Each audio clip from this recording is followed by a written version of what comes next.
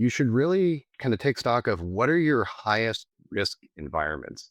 So you probably have some, administrative or full access roles for things like it could even be some of your automations, right? A lot of the CI jobs do need very high level access to deploy things into cloud environments. But take stock of what you've got and kind of think, what would happen to my business if this particular credential were to get breached? And focus on those first and convert those into a ephemeral just in time access policy. Mm. Then you can remove the standing access. Basically, that's what BrightUp does is when you access these policies, we temporarily reinstate exactly what the access was before to the authorized user and then automatically revoke it.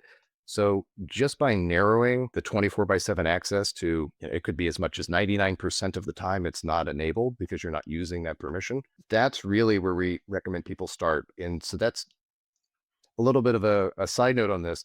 A lot of people will tell you to focus on least privileged access. If you focus there first, that's way harder in a cloud environment because you may not know what are the privileges that if you're looking at a role, you could say, can I trim this, this, and this? Is it going to break an automation? Is it going to break, production application? And at the end of the day, you still have static privileges with that model. If you go the zero standing privileges approach, make everything ephemeral, you don't have to go down that much harder, much longer pathway initially about least privilege access or kind of right sizing the permissions because you're taking the biggest immediate risk away. And then over time, you can start to really you can right size, you can consolidate like the fintech customer did, and you can even look to extend it to lower risk applications or users inside of the environment. But really, you just kind of decide what your risk threshold is, start with the greatest things and then work your way down. So it's a journey, but you can get the most immediate value in a very short time frame.